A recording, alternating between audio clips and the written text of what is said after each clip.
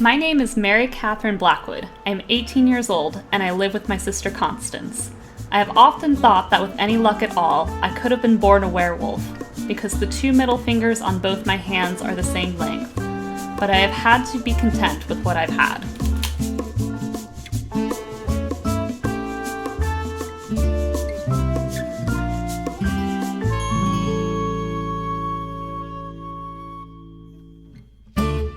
That was a quote from Shirley Jackson's We Have Always Lived in the Castle, which is the book we're discussing for our very first episode.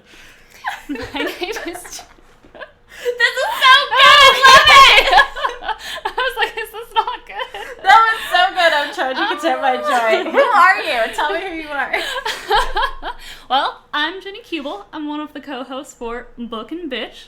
My other co-host is... Hi, I'm Raven Welch. And yes, welcome to Book and Bitch. And what? Oh my god, ow. Did you break I it? just bumped my knee. Welcome again to Book and Bitch, where we will have a curse or two in this podcast when I bang my knee against my desk. And yes, what a good quote from the book we're discussing today, which is We've Always Lived in the Castle by Shirley Jackson. Mm-hmm. And so let's just kind of give you a brief rundown on our podcast. So Book and Bitch is kind of an idea that Ginnye and I had because we both really love books, even though I can't tell you what my favorite book is. It's because you love too many books. I love all of them. Yeah. But we decided it'd be really fun to kind of open our discussions about books to the world. Yes. That's you guys in this mic that I'm looking at right now. I'm so excited. I'm so excited too. Let me look. We have like a whole script of things that we want to talk about. So basically this book is going to come out every 2 weeks, usually twice a month. August is a really long month, so we'll actually have 3 episodes this month, so you're welcome. We're so generous. Exactly. It's like a bonus episode. Yeah, you're welcome. Bonus content. The Easter egg. Yes, the Easter egg, just because the month is super duper long. Yeah. We'll tell you about the book. You can join along with us, especially if you follow us on Twitter or Instagram at Book and Bitch Pod. Where else can they find us, Ginnye? Ooh, on our website, bookandbitch.com. We have a website. Yeah. www. I mean, it's legit. It is legit. We didn't do like WordPress.bookandbitch or anything. Hell no. Just Book and Bitch. Just Book and Bitch. Bookandbitch.com. There's actually a calendar at the bottom of our homepage, which gives like the next episode and what that book is. So this one's We've Always Lived in the Castle. Our next one coming out August 15th is Where the Crawdads Sing. Yeah, so if you want to read ahead or read along with us, definitely can. You can also join us. We don't have a specific Patreon yet for Book and Bitch, the podcast. But this is kind of a baby podcast of a podcast that I'm on, Co-op the Podcast. So if you're into nerdy stuff or just hobbies in general, including books, go listen to that. And if you want to give us money, Ginnye and I... Money. Yeah, we love it. Money, please. Come, go to patreon.com/co-op the podcast, where you can also give us a little bit of money, and then you have access to what we're going to have in the future, which is a Discord channel where we actually, a Book and Bitch Discord channel where we're going to talk about the books, like, as we're reading them. You might get extra, like, content. You might know about the books we're going to read before anybody else does. So you can read ahead of time. You can read ahead. Get cool little trinkets and things. Oh my god, so many trinkets. We've got all kinds of ideas. It's true. Ginnye, how about you tell the audience about yourself? About me? Well, let's see. I feel like I'm kind of a very boring person. You're not. You're like the least boring person I know. Well, let's see. I really love writing. I would say that's probably like my main thing. I love writing. Oh, thank you so much. I love teaching writing. I love talking about writing. I love the actual physical act of writing. I like reading other people's writing. Which we actually talked about so if you are listening to Call Up the Podcast, if you're not, again, go to that area. But Ginnye was on our Game of Thrones episode where she talked about teaching writing, and like she's really our go-to for writing. She's the book to my bitch. Oh my gosh, I love that. I think you just came up with a new tagline. I think I did. Yeah. Well, this is kind of how it all started too, because we got on co-op and we ended up kind of monopolizing the conversation with books, and then we were like, wait a minute. Let's get back to like we started talking about Harry Potter and we're like, that's not the idea of this episode. This is Game of Thrones only. Gosh. Which is a book technically. Yes, technically. Which I haven't gotten to read all the way through. Jesse has though, so you guys had really great book. It has been so long since I've read through the books though. Should we make that a... No, I'm not even going to suggest, like, we try to do an episode. Read all of them? Read all of them. No, absolutely not. No. I'm just going to pretend like I read all of them. Not even, like, I don't even think we could do that with, like, Harry Potter. Yeah, no, I think that would be too much. We'd have to break them. One. Ooh, let's break them up. Yeah. I love it. Okay, there we go. We'll do like 7 episodes of us just reading Harry Potter. And they're like, is this a Harry Potter podcast now? Wait, when's the Harry Potter like month on? It used to be ABC Family. I think it's something else now. Well, Ginnye, that's a December and October. December. And I think there's some in like March. I think so. I was going to say we could coordinate with that, but I guess any month goes. Yeah. How about this? How about we ask you a couple of questions? So we came up with a few questions. I'm not just like the best interviewer in the world where I'm just coming up with questions off the top of my head. Yeah. But what book would you like to see turned into a movie? Ooh, I would really love to see Motherless Brooklyn by Jonathan Lethem turned into a movie. The characters in it are like so rich and vivid that I think to see them come alive on screen would be so interesting. And I will say this. When we were thinking about what we were going to answer for these questions, I was like, I better look this up to see if it's not a movie already. It's about to be a movie. November 1st. Which, we're kind of doing something, so we're reading a book at the end of August. If you haven't been to our website, go look. It is the movie the book It by Stephen King. Yeah. And we're reading it so that when the movie comes out, we can watch it and we can discuss. Compare. Yada, yada. We should do that with that book, obviously. You should. It's such an interesting Because I've never read it. Oh, it's so interesting. It's about this man that has Tourette's. And he's living in Brooklyn, and he's motherless. How Brooklyn of him. I know, right? And he, like, falls in with this gang of, like, other kind of, like, kids and people that don't have mothers or, like, a family. And kind of along the way, he, like, becomes a detective of sorts. Oh, but he has Tourette's, and that obviously kind of gets in the way of being, you know, a little bit sly and sneaky. You're not as good at being those things when you have Tourette's. Yeah. Unfortunately. I don't think that it keeps you from being a sly, sneaky detective. No, but it throws some challenges your way. Yes. Yeah. So okay. It's a good book. 100%. We're going to read it now. Yeah. How about this? Who's your favorite author? Ooh. So Shirley Jackson is one of my favorite authors. But since we're already highlighting her.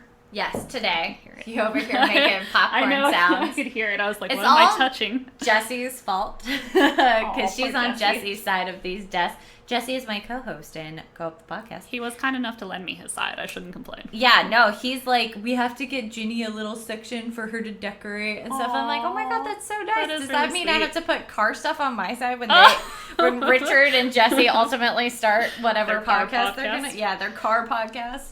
Oh, so. Okay, but go on. Shirley Jackson, but not. Yeah. For this one, I'll go ahead and say Zadie Smith. Zadie Smith is by far one of my favorite authors. I would absolutely love if I could meet her in person someday. She lives in New York.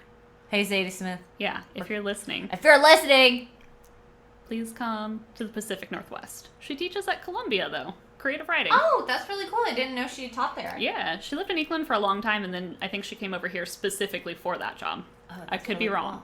Please don't hate me, Internet, if that's wrong. They won't. Okay. They can't hate you. Yeah. Gosh. But she's super cool. I would love to meet her, and she's such a fashion icon, too. I know. She's so fashionable. We're going to talk about fashion in this podcast. Yeah. We have to. It coincides. It does. It really does. How about your favorite poet? Ooh, definitely Wallace Stevens. Oh, Sunday Morning. Yes. Sunday morning is the one poem that I've read over and over and over and over. It's almost like my like security blanket poem. Yes. Like any time during my life where I'm like, I just need to like focus and be calm. Oh, Sunday morning. it's one of those. Okay. Yeah. So Sunday morning is super long. It's broken into a couple of different sections, and it spans many pages. Reading it out loud takes about 7 to 8 minutes in total. It's not an option. Yeah. Actually, when I was in college, I ran our literary publication, and we used to do open mic readings all the time. Mm-hmm. And for our very last one, I was like, okay, guys, I'm a senior. This is my absolute last one. You all have to listen to me read Sunday morning. Excuse me while I take up the entirety of your evening. Yep, exactly. I love it. Yeah. I love it. But yeah, why don't you tell everyone about yourself? Okay. And I'll ask you some questions. Oh, yes. Okay. So again, my name is Raven. Like I said, I'm in a podcast about nerdy things. I love really everything. I'm very interested in like fantasy, and then also I really like historical fiction, which is kind of just off. I don't know why. I think it's like my dad is a history teacher, so I've always been a little bit more interested in history.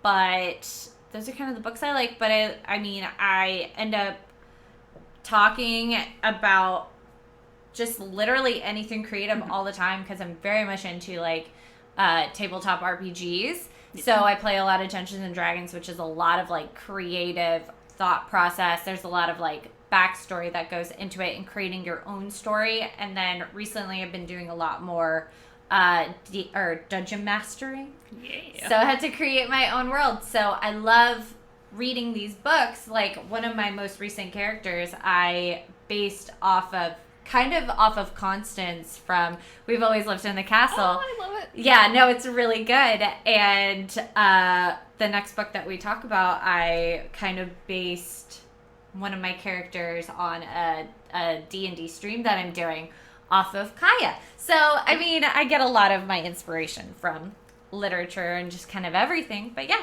that's kind of who I am.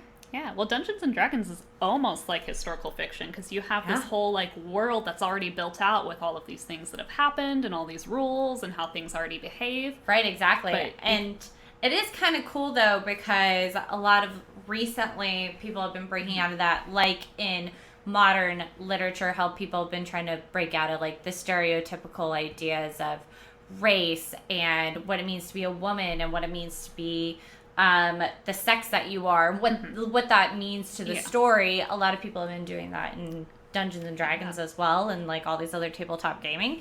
So that's so interesting to be a part of. So I love it. It's so good. I love it. Awesome. Well, now tell us, what book would you like to be seen made into a movie? Okay, I'll start my first one off with a fantasy book series. I actually just read the first one and I'm working on the second one right now. It's the Dragonlance series, which is based off of Dungeons and Dragons. Oh, nice. It's really good.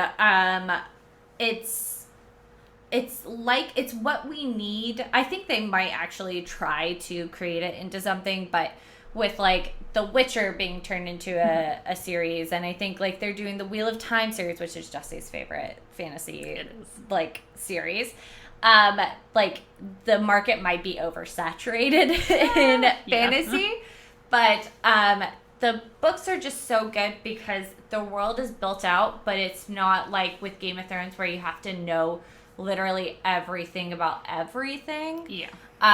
So it makes it really easy to follow. Mm-hmm. And the characters are really great because one of the main characters is like a natural born leader, but he is a half elf. So he's having to deal with how elves cannot stand not pure lines. And so they don't listen to him, but everybody's trying to like, they're like, we trust him and we believe in him 100%. It's very Aragorn, like kind of like a lot of Dungeons and Dragons is Lord of the Rings, basically. I love it.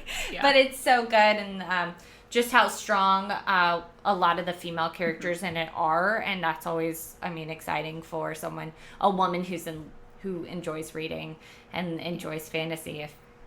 If there isn't a strong female character in it, I'm probably not going to read it at this point. It's 2019, people. Like, it's get easy. With the program. Yeah, get with it. So, probably the Dragonlance series, I think. I love it. Yeah. Did you have a second one? Did I have a second one? Oh, sorry. I thought we were leading up to a second one. No. No. I was like, I just want to start with fantasy, but now I want to Yeah. think, do I have a second one? I'd love to see more, just like horror novels in general. Because, I mean, The Haunting of Hill House was so good. And I think that they should just continue with that trend of turning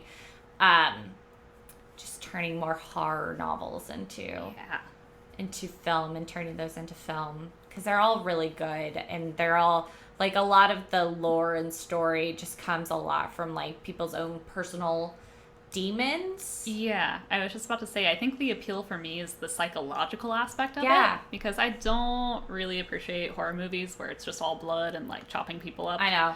The entire 2000s in horror was really bad for all of us. I think I'm just really squeamish, and that's what it is. I'm No, like, yeah, ugh. it's like it doesn't really have any substance at that point, because it's just, okay, I don't like when my arm comes off. Yeah. I hate that. So you're right. You got me there, buddy. Yeah. There was a ton of moments in Game of Thrones where I had to, like, cover my eyes or leave the room, and I'm like, oh, that's such a wimp of me. Oh, But I no, hated it. yeah. No, I totally understand that. But psychological demons taunting people, I'm totally cool with that. I love That's that great. shit. Love it. So yeah, just more horror in general.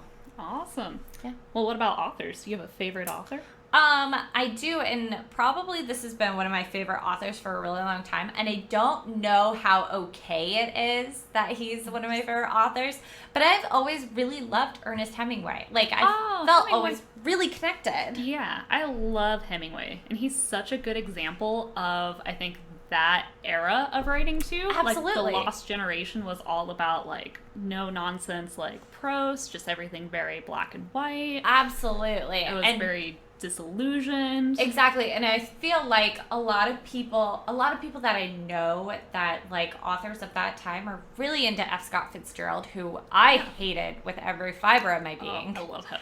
I don't know. I'm like, you're one of those people. I do love him. And He I'm was like- also very good, but in a different way way than Hemingway. Exactly, and I just appreciated a lot more of Ernest Hemingway's writing. Like, A Farewell to Arms was one of my favorite stories growing up. So Hemingway is probably one of my favorite authors. I'm like trying to think of, like, aside from that, like, that's my thing. It's like I like stories, and I'm really bad at coming up with, like, my favorite books and my favorite authors. Like, it's like I just like things in the moment, and I'm, like, living them, and I like them in that way. That's what ends up happening. Yeah, well, there's so many good choices that it's hard to say this is my ultimate choice above everything else. Because it does depend on mood or what point of your life you're in. Yeah, or exactly. the weather. Yeah, whatever. exactly. Like, did I eat chocolate cake that day? Yeah. No? Maybe Then I'm not don't gonna like this. like. Yeah, exactly. Maybe I'm not an Edgar Allan Poe fan that day. Yeah, exactly. My name is Raven, so I have to throw it in. Yeah, you have to be. Anyway. Yeah, a little bit. Yeah. Next one. Yep, next one is... Oh no, what was the next This is one? favorite poet. Favorite poet, thank you. I should know that one. Poetry was, like, my thing. That is Dang your it. thing. It's not my thing. I know. Specifically. I'm the one that was like, yes, add that question in. Yeah, but I did it because I was like, you love poetry, and do love I poetry. am getting more into poetry. Yeah. Not as much as you, though. Yeah. But you're also a poet, where I'm not as much of a poet. Yeah. I will say, too, that for probably the first 22 years of my life, I hated poetry. I thought it was, like, pompous and over the top and, like, really flowery. And I was like, no, none of that. I just want straight prose. I don't want anything to do with poetry. Mm-hmm. And then I took a class in college that was a visiting writer series class. So writers would come to the university to talk, and our class would read their books beforehand, and then we'd get, like, private interviews with them. Ooh, very cool. Yeah. So the very first person who came to visit in that class was Kim Andanizio, who is a very famous poet from San Francisco. And her poetry is just, like, I think, so on brand for me and resonated so well that I was like, shit, I've been ignoring poetry all this time. I didn't know poetry could be this way. Yeah, exactly. Because I was used to just, reading in high school, like, Robert Frost and, all the classics. Yeah. And Shakespeare and Spencer and Milton. And I'm like, not for me. None of this resonates. Yeah, no, and all that, too, is very much like, Do I have to Yeah. continue? I mean, I feel like when you're forced to read something in school, it's basically never going to be what you like. Yeah. You always think it's not what you like. A Farewell to Arms for me really resonated. I think it might have been one of the only books I read during American literature. So You're like, I'm pretty sure everything else was Spark Notes, and that was all. Your teachers are going to go back now and rewrite all your grades. Miss Carver, please don't. I love you so much. I did so well. I did so well. I did really well on that AP test, I think. So That's all that matters. I think so. Yeah. Okay, so my favorite poet. Yes. So this is very specific because I'm not really into poetry all that much. So I have two from what I've read of theirs. I don't know very many poets, but I have two. So I mean, I feel like that's Love pretty it. Lay it exciting. on us. So I really love, when I met Jesse, I was really into E.E. Cummings. Oh, yeah. Yeah, so that reminds me of that time in my life. Mm-hmm. So I have a soft spot for E.E. Cummings, and he's not an anti-Semite, so that's fine. He's I think one of the few people from the 1920s that that was okay. Yeah, no, not that I can find on the internet. So I mean, if he is, please tell me. Yeah. So just it reminds me so much of that time that I was always really interested in his work. So E.E. Cummings is one, and then the other one, which I remembered kind of as you were talking, is Christina Rossetti. Oh, I don't think I know you don't know her? Oh, okay, good. Send me. I sent you. And I am always saying that because she did this poem called The Goblin Market. And it's basically this, like, beautiful, I think it's like a beautiful version of storytelling where it's very long, but it basically talks about how this very beautiful girl is trying to, it's basically about escaping kind of the life that you're in, and she's just trying to experience new things while her sister is like, it's very much almost like no, I guess it's not really. Oh, okay. Anyways, so her sister's like, no, you have to be safe. Like, you need to not go to the Goblin Market, and she just continues to go to the Goblin Market. I would go to the Goblin Market, and she like sacrifices herself a little bit more and more every time she goes. It's very good. I really enjoy the Goblin Market, and I really enjoy like the rest of her work. So that's basically it. Basically, poems that also tell a story, because obviously I'm a huge Edgar Allan Poe fan. And so, that's all his work. Like, you're like, obviously. Obviously. I mean, I can't not enjoy Edgar Allan Poe. Yeah, blasphemy. Yes, exactly. I'd be disowned. So, yeah, that's me. That's me, guys. Love it. Yes, that was good. All right, well, let's start talking about our book. All right. This week, let's not look at the other stuff that I had pulled up for next week, or next other week, 2 weeks from now. Wrong book. Yeah, wrong book. Awesome. Well, you start. Perfect. Well, as we said, we read We Have Always Lived in the Castle by Shirley Jackson. This is by far one of my favorite books, and I've been begging people for years to read it so that I can gush to them about how much I love it. I will say, for Christmas, I think this past year, Ginnye just got it for me, because I think at one point she was tired of me, of telling me to read it, and I was like, oh yeah, I'll read it. And then I just never did. And I finally trapped Raven into reading it. Trapped me with a podcast. Yep, exactly. I was like, this is the very first one.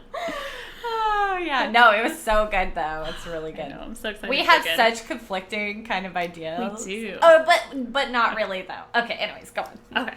Well, before I get too far ahead of myself, we'll do a little bit of background info on the authors, because there are more coffee. Oh, yeah, I'll take more coffee, please. I feel like this is very on brand. We need to have coffee going. We love coffee. We love books. We love Shirley Jackson. Yeah, we love bitches.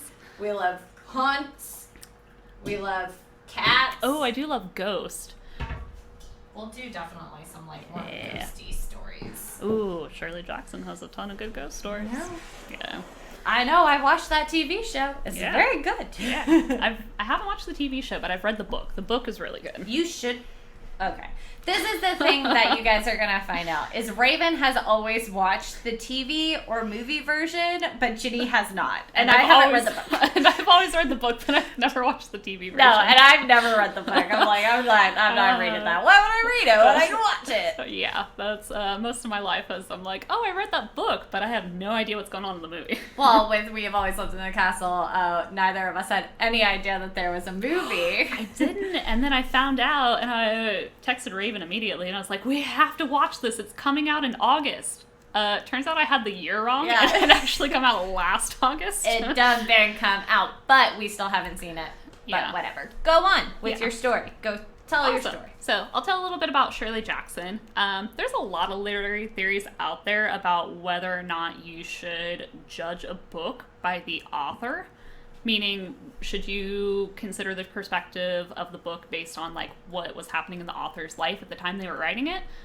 One school of thought thinks you shouldn't, that you should purely read the book based on its own merits. And then other people are like, well, obviously writers are human. What's happening to them in the moment is going to end up in the book.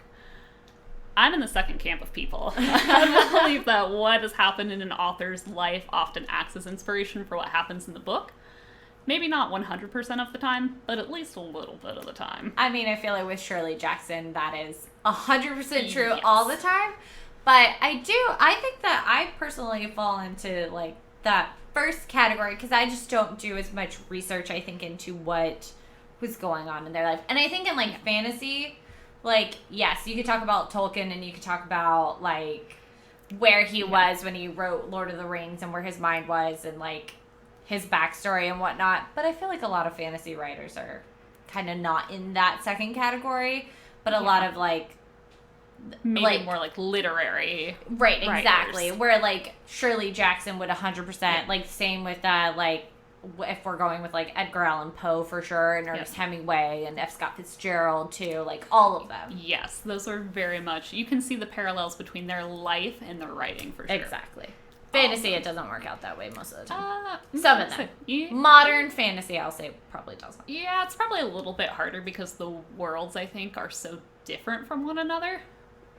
Yeah, unless you're like C.S. Lewis and Tolkien and yada yada. Anyways, go on. Okay, sorry. Shirley Jackson. Shirley Jackson. She was born in 1916 in San Francisco and moved to New York with her parents. She went to college at the University of Rochester, where she met her husband, Stanley Edgar Hyman.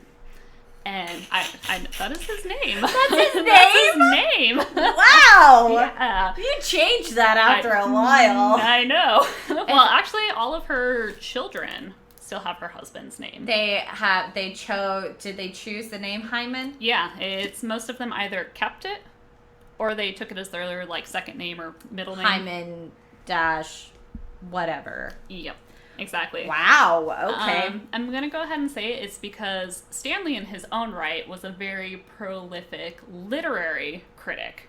Mm-hmm. He wrote tons of books, tons of essays. He was in the New Yorker all the time. He taught at a university. He was just as prolific as Jackson was. Yeah, they're both very well known in the literary field in general. The academic field even, like, because where they lived was very... I think they lived near a university of some kind. Yes, and now I'm struggling to remember the name of the university. It was in Vermont. Oh, it was in Vermont. I don't know why, but I was going to say Connecticut, and I'm also going to say... Same difference. What was it? Bennington College. Bennington College. In Bennington, Vermont. Vermont. Got it. Makes sense. And if you don't know where Vermont is, neither does the rest of us. It's up in that eastern quadrant with all the rest of the New England states, right? Not where I thought Gilmore Girls was, because I was like, it's Connecticut, right? No, it's not Connecticut. They were Connecticut. It was Connecticut. I forgot about that. Yeah. We don't pay attention to the East Coast over here. Unfortunately not. Sorry, East Coast. Sorry. But not. Don't be so boring. Yeah. But anyway, they lived in Vermont, raised their family there. There is a lot of evidence out there that Shirley Jackson felt very isolated from her community and kind of like a, what I want to say, like a cast-off almost. Yeah. Like, I don't think she felt like she fit in with like the other wives and the other women in the community who are not as academic and career focused as she was. Right. Shirley Jackson just has a ton of work out there. Hold on, let me find the stats. It is something like 200 short stories, several novels. She had a bunch of autobiographical. Oh, here we go. 6 novels, 2 memoirs, over 200 short stories. And then even after her death, her children started finding like scraps of things as they were like going through their parents' stuff, and they started compiling books based on that. So there's even 2 books after her death that are just compiled from like scraps of writing that she had. Works that she never ended up publishing and maybe didn't ever want to. Yep, exactly. Interesting. But probably the most interesting thing I find about Shirley Jackson is everyone always knows her for her like psychological and horror and ghost stories. I love a good horror story and ghost story. Yep. Which she was very good at. No one's going to argue that. But she also had a ton of work out there about her family life. Like, she was published in Mademoiselle, in The New Yorker. Good Housekeeping considered her for publication. She had all of this work about what kind of like the challenges and the humor in raising a family. Right. And so she has all this great work out there. Probably one of my favorites is her short story, Here I Am Washing the Dishes Again. And it's all about how all of the different appliances in her kitchen have like rivalries going with each other. And I think there's one particular quote that's like, the egg beater was giving me an unnecessary amount of sarcasm or something like that. And it's just so humorous and so lighthearted. And you're like, man, this is the same person that wrote The Haunting of Hill House? This is crazy. Obviously, she's so multi-dimensional. Yes. Because I feel like, I mean, with even We've Always Lived in the Castle, and from what I've seen in The Haunting of Hill House, she did struggle a lot with kind of like her idea of home and like the community that she was a part of, and then just the idea of family. Yeah, exactly. So that's super interesting. I'm going to have to go find that. Yeah. Because I actually love that. I've got it right here. You have it? Yeah, okay, I have it right here. I brought it with me. I love it. But yeah, I won't go too much into Shirley Jackson's background so we can save some time for discussing the book. But yeah, overall, pretty super cool person. She was severely agoraphobic and didn't leave her house kind of in her later years. No way. She don't believe it. Yeah. You couldn't tell from any of her Her novels, work right? is so worldly. Yeah, exactly. She did die in her sleep at the age of 48. They think just her heart failed. So, jeez, 48? I know. And you just die in your sleep? Isn't that crazy? That's so crazy. Yeah. But, yeah, that is Shirley Jackson. Very cool. Yeah, so, if you read the, like, beginning of, or the foreword, which we talk about the foreword a lot on our website. Yep. If you read the foreword for We've Always Lived in a Castle, you get like a little bit of this where it kind of talks about how, just like her works and whatnot, but it also talks about how she just struggled with kind of where she lived and the people she lived close to. So the people in her community. And I do not doubt that she was agoraphobic. And how many kids did she have? They had 5. 5. Okay, I think it was 2 girls and 3 boys. Okay. I think. I can't quite remember. 2 girls. Interesting. Yeah. Well, you know what's actually interesting too? Shirley Jackson, I don't believe, had any sisters.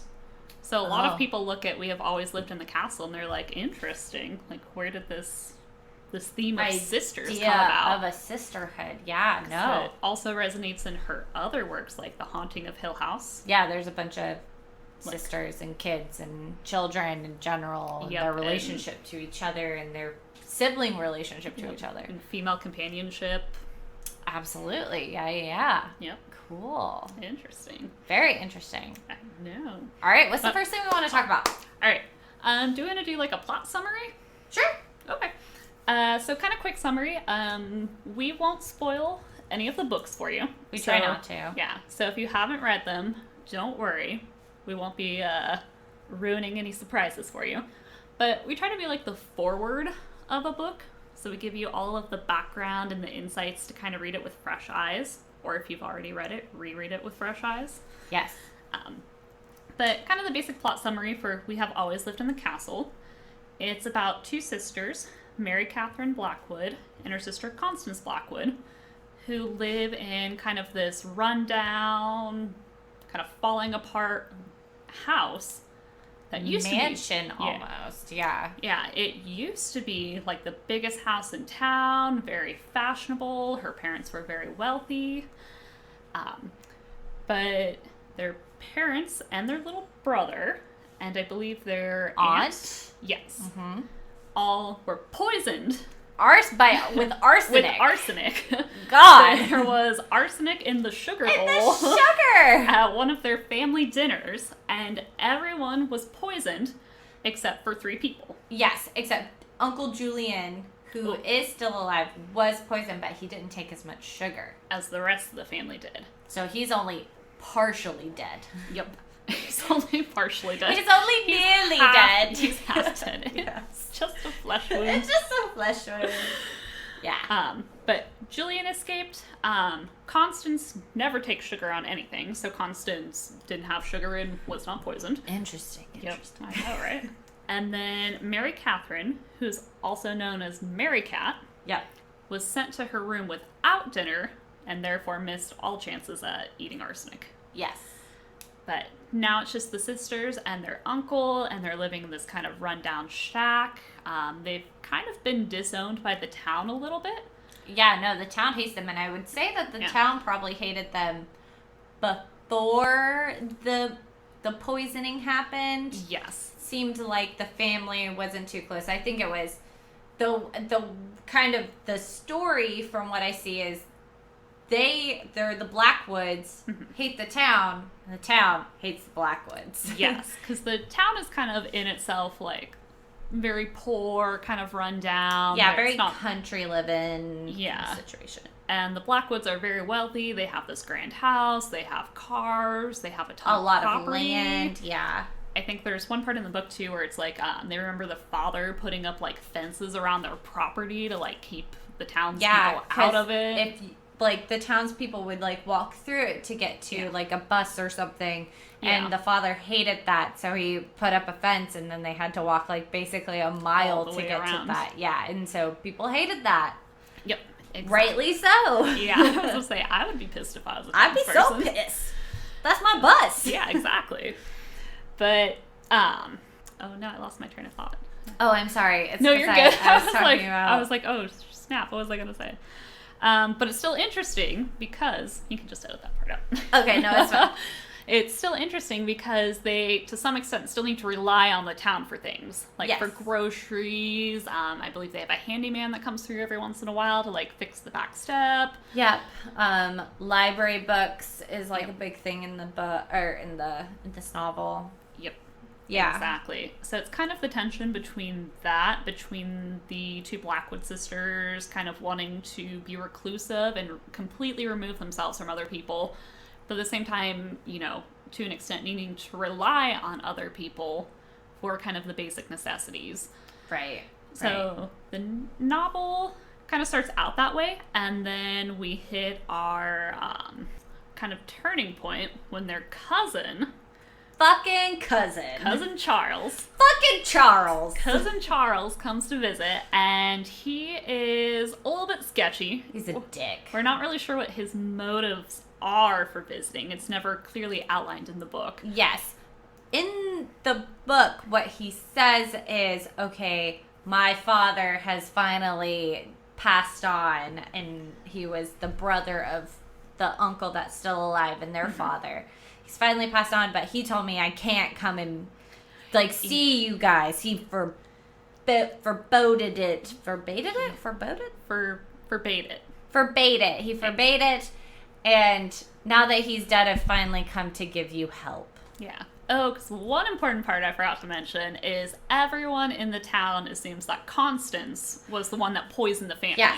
And let's also clarify, so this probably happened like 6 years ago when I think like Merricat was 12. She's 18. And then Constance, I I don't think we ever really know her age, do we? She's older. She's an older sister. Yeah, I'm trying to... I'll see if I can look that up real quick. She's really into, so I think Constance's kind of thing was she loves cooking.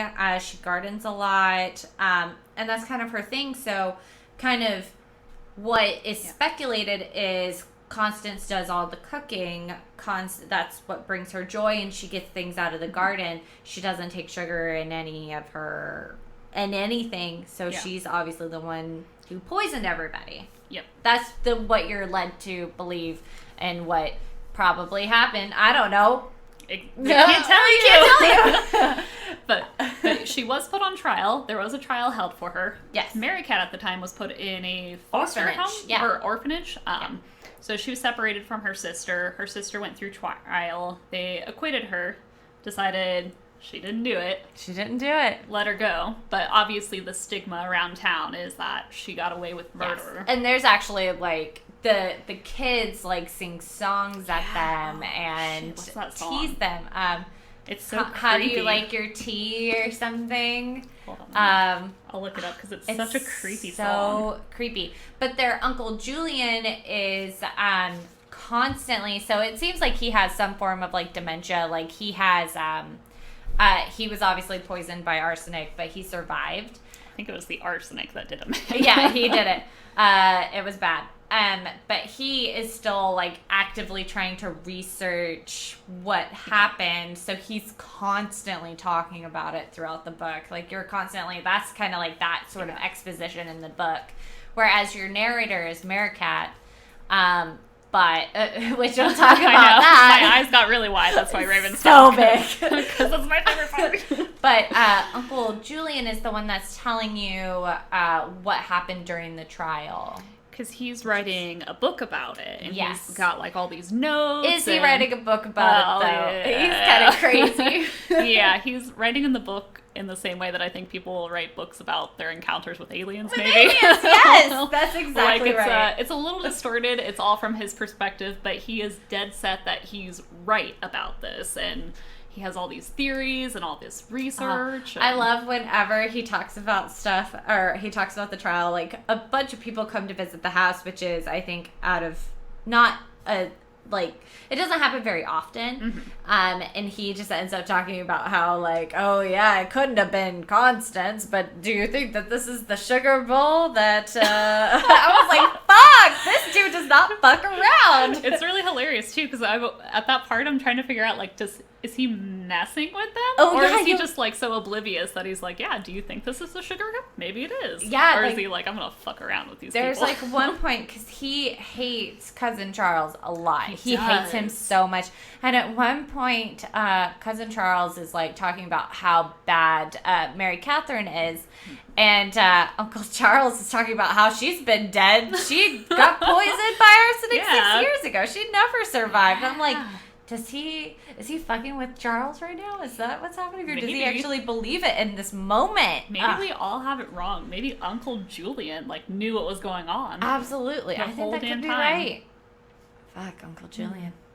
I know. He's interesting. So wait, tell us, what was the, Oh, the song? Yeah, tell me the song. I found it. So the song that the kids in the village sing every time Merricat goes to town is, Merricat, said Connie, would you like a cup of tea? Oh no, said Merricat, you'll poison me. Merricat, said Connie, would you like to go to sleep? Down in the boneyard 10 feet deep. Yikes. I know, right? Oh, I love it. It's so creepy. Spooky. Oh, gosh. Children. Kids and their chants. Children are creepy. Children are really creepy. I love it. I hate them.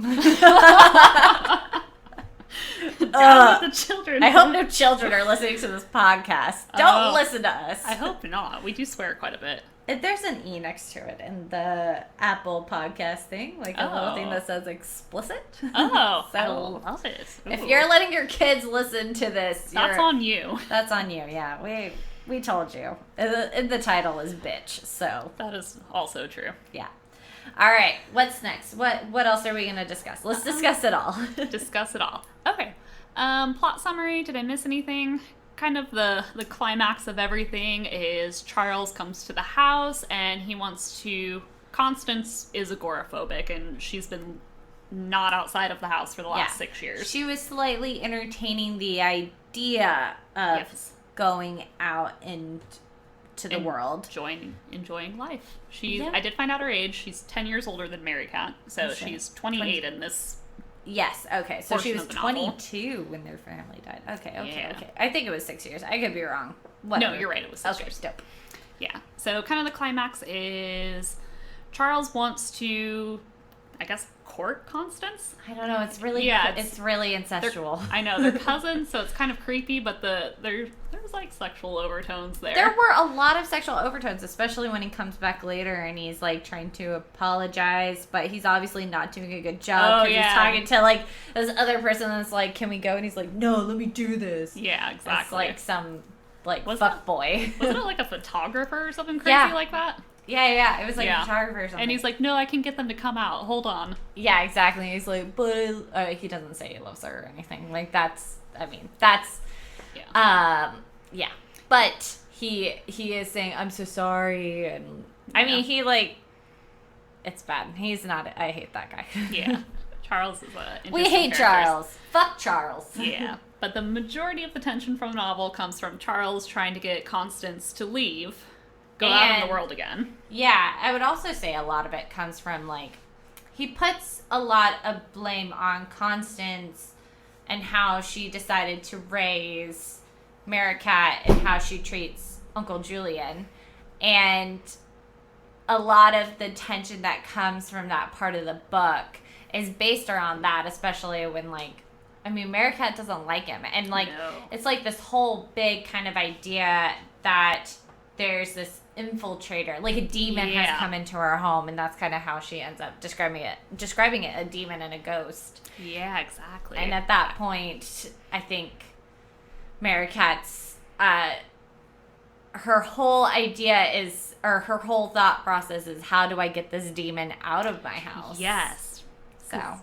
Something interesting about Merricat, too, is she practices sympathetic magic, which I had to look this up when I first read the book, because I have no idea what sympathetic magic is. Yeah. But it's basically kind of like a natural-based magic, where you use, like, physical objects as symbols for, like, what you want to happen. Mm-hmm. So that's why you see her, like, burying things and, like, tying things up with ribbon and nailing things to trees. Yeah. Setting the bed on fire. Yeah.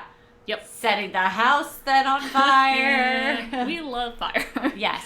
It's a good... I mean, it's very cleansing. I mean, she thought the house was dirty at that point, and so... She was going to cleanse it with fire. Cleanse it with fire.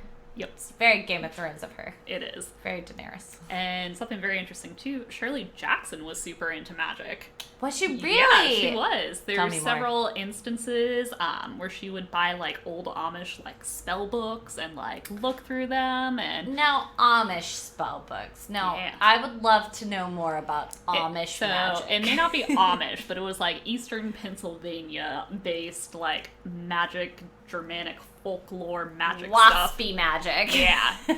So it's very interesting, and I think, hold on, let me see if I can find it. There was one story where she claims...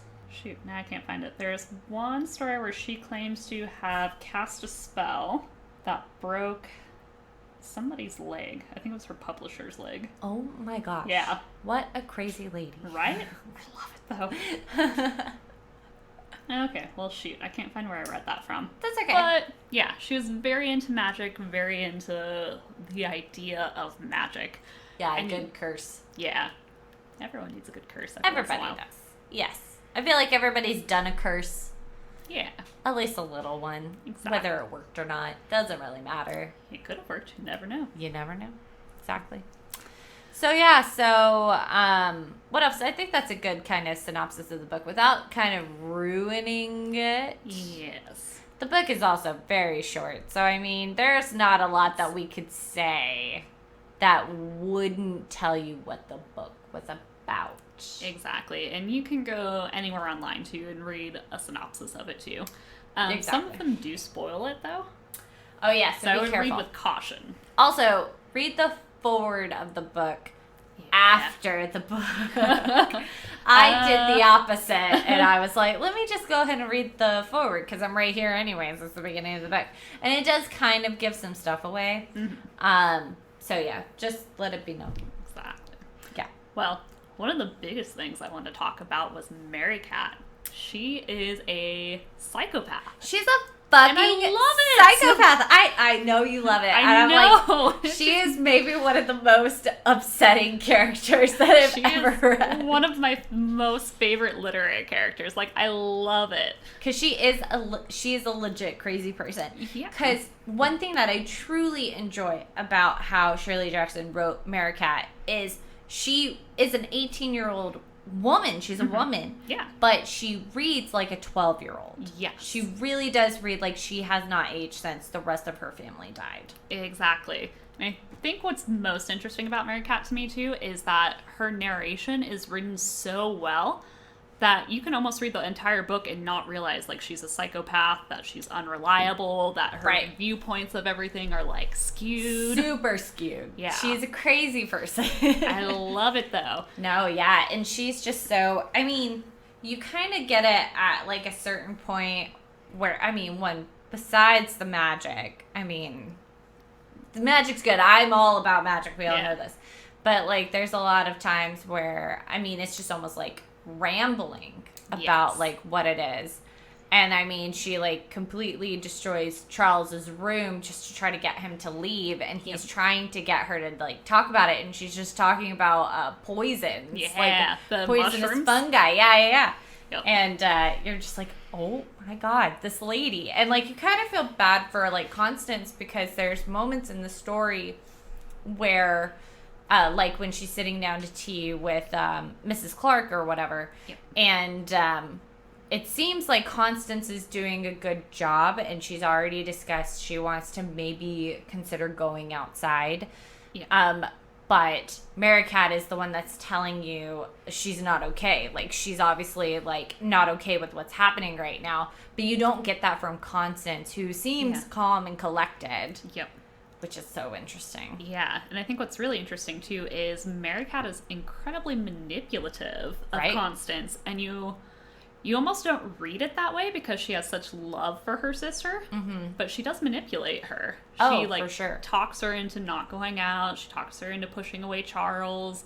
At the very end, she, kind of convinces her, we're in this together. We don't need anybody else. Like, let's shun everyone else and shut ourselves up. We could just wear these, like... Yeah, tablecloths. Tablecloths or curtains. I think at one point it's curtains, and, like, Uncle Julian's clothes and stuff. And it's like, you guys maybe need to go do that. Go take care of yourselves. But it's like, we don't need to go out and we don't need to go anywhere. So obviously there's a lot of mental health issues going on for both sisters. Yes, exactly. Lord. I know. Oh, I love it so much. And I think it's because she is an unreliable narrator. And I think sometimes as readers, we take for granted the person telling us the story. Yeah, and we believe in them fully, and we believe everything they're telling us is true unless it's contradicted somewhere else in the book. We don't take into account, like, the perspective we're reading from. Right, exactly. And that's why I think that the Uncle Julian character is so important, because you are realizing, I feel like if his character wasn't there telling you what had happened before, and you're kind of putting pieces together of what has happened, you wouldn't know that she was so kind of loony. Yeah, exactly. Yeah.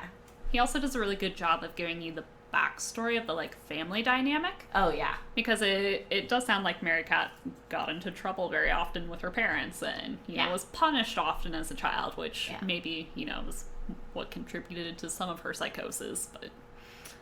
Right, but... Jeezy crazy. She's a good character. I think in the foreword it talks about, during the time that Shirley Jackson wrote this book, it was very popular in other novels to also do that, like, hellspawn kind of narrative, where, like, it's like Rosemary's Baby, where it's like this, like, hell creature, and, like, Damien, like, the Omen, like, just how there was always, like, that one bad child. Yep.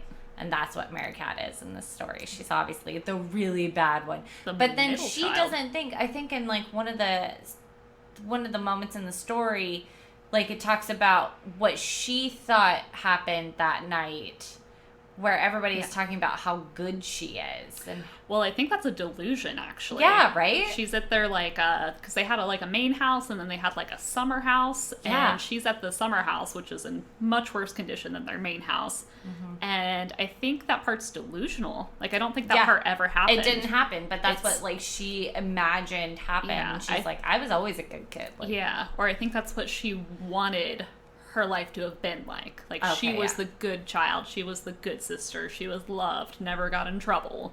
Mm-hmm. And then things didn't work out that way. That was not what happened. And she's crazy. Yep. What else? Let's talk about the village a little bit. Ooh, yeah. Yeah, because at the beginning of the story, like, Merricat goes into the village, and she has to kind of she talks about, like, navigating her day around, like, these people. Yeah. And how basically it was like she's curating her day so that she didn't run into those that would, I guess, give her problems. Yeah. And she would have a good day if she didn't run into anyone. Because she talks about it as, like, playing a game, like a board game almost. Yeah, like, she's like moving squares on a sidewalk. And yeah, she'd have to go back 3 if, like, something happened. And, like, she imagines, like, people, like, running her down in, like, their car and, like, things like that. Like, that's also slightly delusional. And you're almost like, I was thinking to myself, like, is this actually how the village is? And then, like, she did talk to people, and they were genuinely cruel to her. Yeah, but on the flip side of that, too, there's also that interaction she has with Stella at the coffee shop. Oh, yeah, that's really good. The woman that runs the coffee shop. And, I don't know, when I first started, I was like, oh, not all the villagers are mean to her. Like, Stella seems like, you know, maybe she's not the most friendly, but she's making an effort. Yeah, and trying to take care of her, like, slightly. But I think, like, when she, like, bolted out of Stella's shop, like, somebody made a joke and Stella was laughing too. Yeah, and I can't remember who it was that came in and made the joke. It was one of the people, like, the husband. Yeah, Jim Donnell. Was that the husband of the woman that was in the store? Or is that the one that they owed money to him? Ooh, this is embarrassing. I can't remember. Oh, no, it's okay. I can't remember either. But I do know there were 2, like, cruel... It seemed a little, like... I want to say Jim Donnell was the firefighter. Or, like, he worked for the fire department. And when their house was on fire, he was one of the, like, first people there. Yeah, he was one of the ones that... Yeah. Threw the stone in the window. Yeah, threw the first stone. Oh, that's a good analogy. I know. Cast the first stone. He cast the first stone. Ooh. And that was... I mean, there was in that first... Like, you want to believe that the people in the village aren't actually all that bad. Yeah. And that, like, a whole village can't be cruel to, like, this family. But then at the end, when their house gets set on fire and the entire village comes to watch it burn, and they love it. No, you're fine. Oh, sorry. Sorry, table. You're okay. I got so excited I kicked the table. I know, you're so excited. You're like, yes, let's talk about the fire. No, like, seriously, like, the fire, like, you don't expect any of them to really have ever reacted in that way to the fire. Well, it's almost like mob mentality, right? It's like when people get together in groups, they're more likely to, you know, have groupthink and not, you know, yeah, and stop. there's at least, like, a couple of people which eventually are like, you guys have to stop. But it's like, you guys couldn't have said that, like, 20 minutes earlier before they go into the house and start destroying all of their things. Yeah, exactly. Like, they're 2, like, young women, like... by themselves, out in the middle of the woods, and have been isolated for years at this point. Exactly. It's like... that part, to me, like, I guess it's just the better person in me, where I'm like, a community would never do that to 2 young women. But I guess it's, like...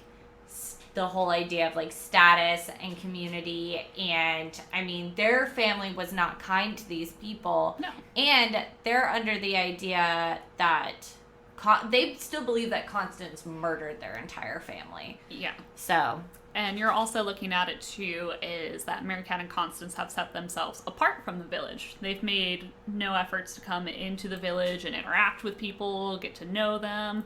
Right. So they've kind of, in a way, put themselves up on this pedestal of, we're Absolutely better than the village, even though that's, not necessarily what they think. But right. Which is also kind of what the Blackwoods had established for themselves, like, the entire time. Yep.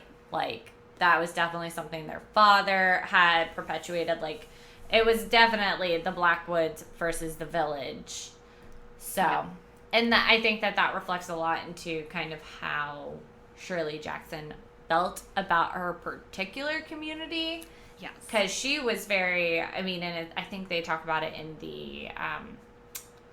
the forward as well, where it talks about how she, as an academic, didn't feel welcome in the community. She didn't feel like she could be a part of it. She felt isolated from it, which is a huge theme in this book. So, yep, exactly. It's crazy. Yeah, but also kind of the secondary part to it is after they have this whole big, I almost want to call it a cathartic experience. Like, the village gets all of their, tension and anger out against it. Yes. Later on, people come back and they start leaving them food and start gifts to on the give doorstep. Offerings. Yeah, exactly. I don't know. I almost kind of thought of it as an offering situation where it's if they don't give offerings, what are these girls gonna do to us? Or I never thought of that, I but know, I love it. I was it almost goes with that kind of witchy idea where they're giving offerings so that they appease these witchy women. Well, that's what they kind of turn into, is they turn into a village myth, and people come and picnic on their lawn.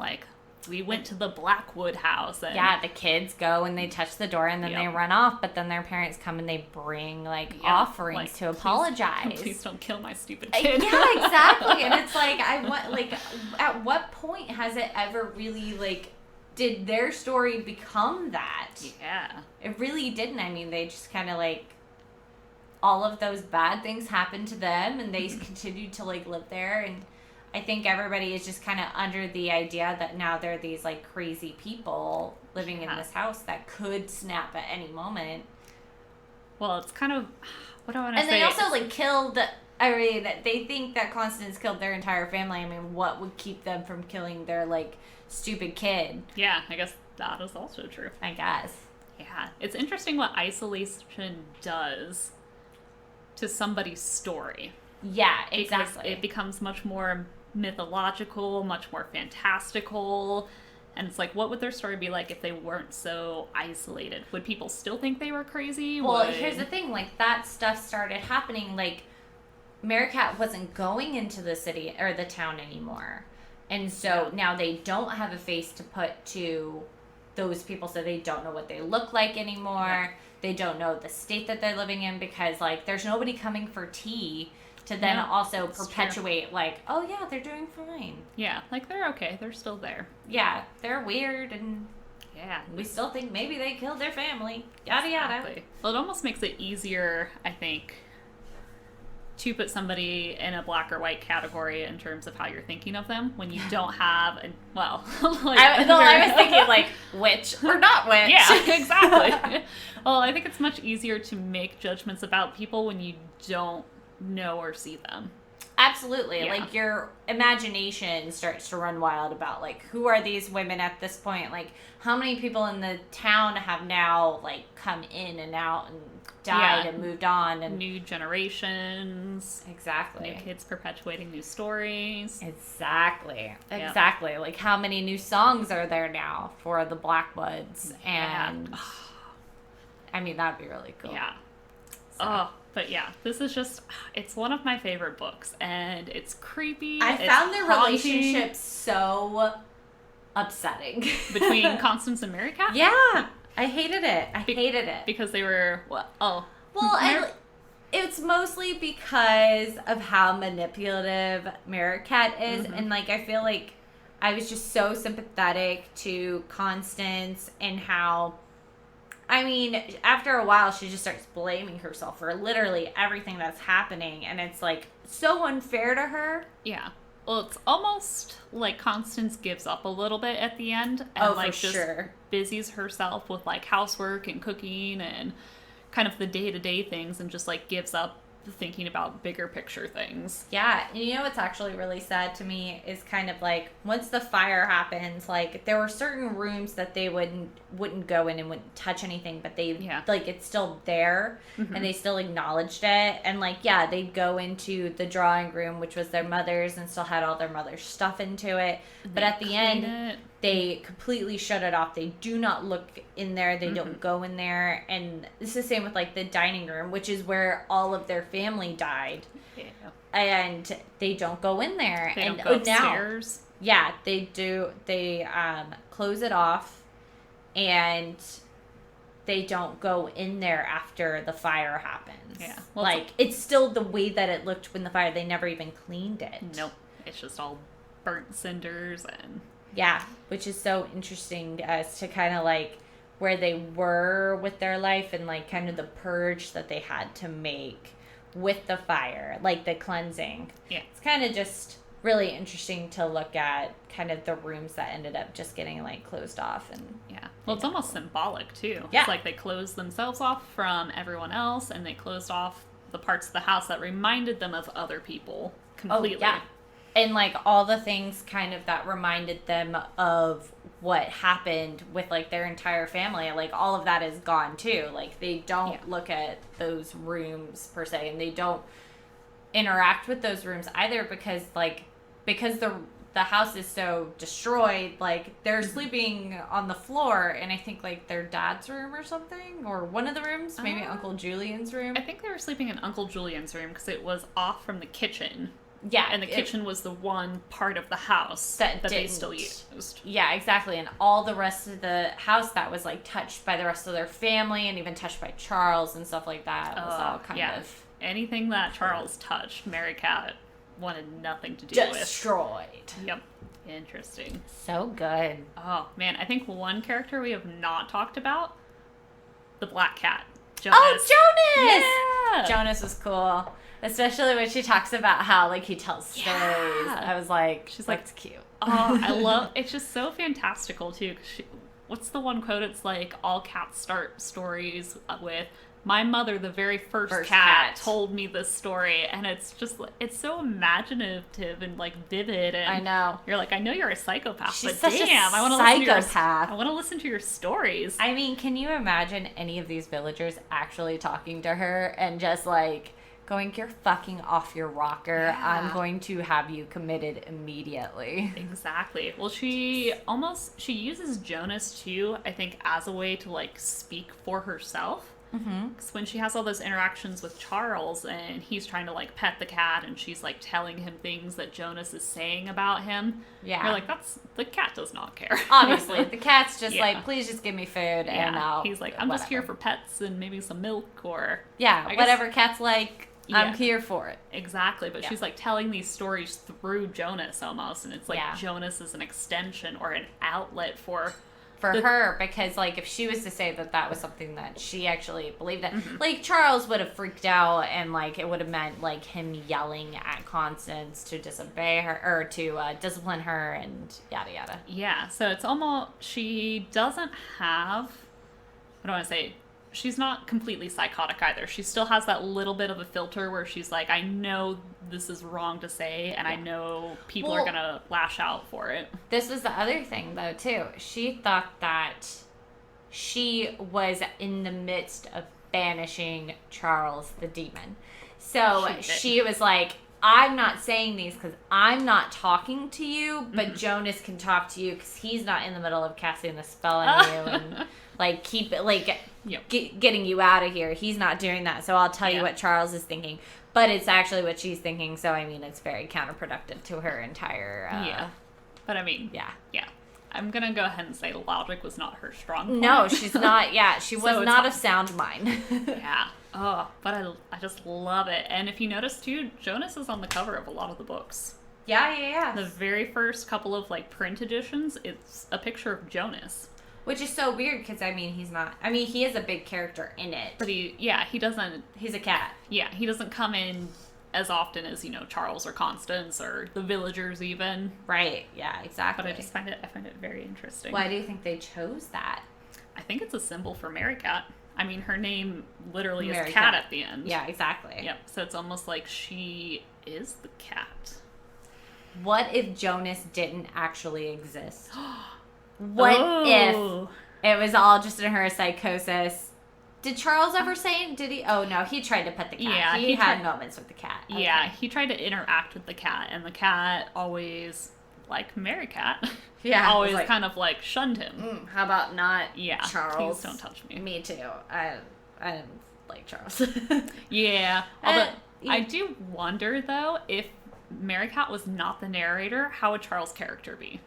I mean, he does seem sketchy, and he does seem... I mean, when the house was on fire, the only thing she talked about was, like, how he tried to get them to safety, but he also really just wanted the safe. Yes. Which I'm like, okay.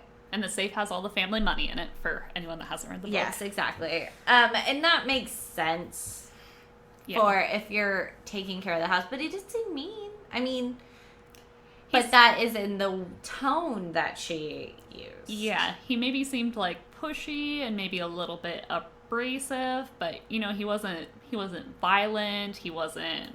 They were all also pretty damn crazy. Like, Uncle Julian is over here just talking repetitively about this murder and about poison, and then the only thing that Merricat would do would be to list off dangerous mushrooms at him, and then which has to be upsetting. And then Constance is like, no, it's fine. That's just how they are. Here, have some roast beef.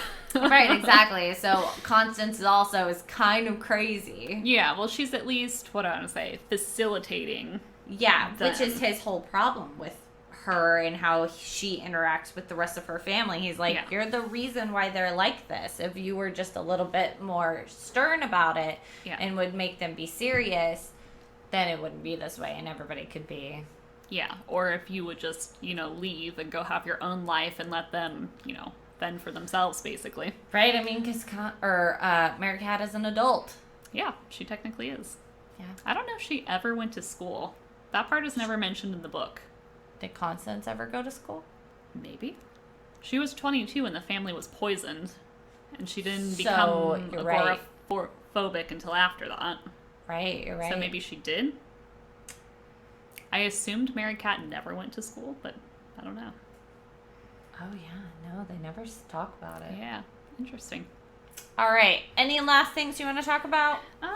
No. I think that was about it. Yeah, no, that's really good. I would say Merricat is what I really want to talk about, because I love her so much. We talked about Merricat a lot, and that was actually funny, because I think before we started talking about it, I was like, I cannot stand Merricat. And I was like, what's my favorite character? But you're like, I love her because she's a psychopath, and I'm like, you're fucking right. She is a psychopath. She is. And I appreciate it a little bit more, because she's just so fucking crazy. And I appreciate how Shirley Jackson turned her character into somebody that was, like, your mind is like, okay, she's an adult, but there are a lot of times where you're like, she's obviously not an adult. She's not, like, developed as an adult, as developed psychologically. Which would also make me think that maybe she didn't go to school.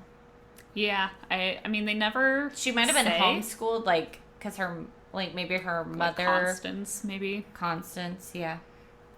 Why was Constance the only one doing the cooking? I don't know. I know she liked it. Yeah. That was, like, her thing. But then I'm also like, well, did they not have a cook or anything? That is a good point. They only talked about Constance taking care of the home. Yeah. That was kind of like her domain.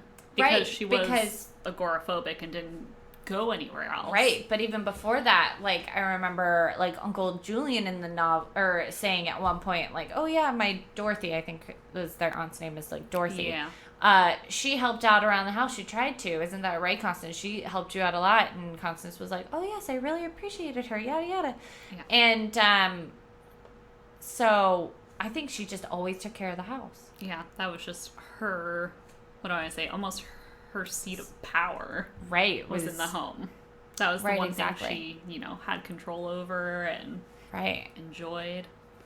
Right. Interesting. Anyways, anything else? No, I think that's it. I thought I had something, but now I can't remember what it was. Oh, sorry. I might have interrupted you. No, you're good. I don't think it was you. I think I just lost my train of thought. I know. I was like, where was I even going with that whole Constance thing? Nowhere. Nowhere at all. Well, we can go ahead. We'll wrap it up. Let's wrap it up. We got some good stuff. We do. Okay, but so you guys should totally message us out there in the world of the internet. If you've read We've Always Lived in the Castle and you want to talk about it more, you can message us through Twitter and Instagram at Book and Bitch Pod. You can also visit us on our website. Yep. At bookandbitch.com. And there's I think a little area there where you can contact us. If there not, is. There is a contact section. You can contact us there. And maybe at some point, if we get really good kind of emails or messages on Twitter and Instagram about the book and your take on the book, maybe we'll start reading them. Yeah. I don't know. Exactly. Send us recommendations. Yes, please send us recommendations. Yeah. We've got some things planned out, but if you think there's something we should read, tell us. Yes, absolutely. What was our word limit? Under 500 words? Yes, I think 3,000 is too many. Yeah. 500 is good. 500 is good. 500, 2,000, whatever. If it's a good book, it's fine. Don't go above 1,000. We beg you. Yes. So yeah, send us those. So you can find me on Twitter and Instagram at Raven_co-op or Coop, however you want to say it. RAVEN_COOP. Perfect. And you can also find me on Twitter and Instagram at GLCubelWrites. That's GLCUBEL_rights. Yes, rights with a pen, yes. Not your rights given to you by not the government. Not constitutional rights or inherent human rights. Right, exactly. I'm not that cool yet. No, not yet. She's not that politically inclined. So if you guys liked this episode and you want us to continue to make more, please give us a review on wherever you take. Yeah, show us some love. Yeah. Retweet, post things, Yes. tag us. Yes, We all love those it. things. So wherever you take your podcast, wherever you take it, leave us a review there. 5 stars.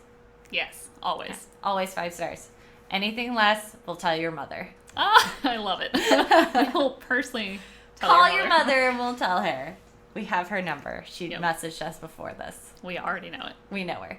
Okay. Yeah, I don't know. How are we supposed to end a podcast? I don't know. Do something very specific on co-op. So I'm let's not do that. What's a good way to end a book podcast? What's the last sentence in We've Always Lived in the Castle? Let's see. Well, I also got to double check it doesn't give anything away. Oh, yeah. No, that'd be so bad. I guess I could read it. It doesn't give anything away.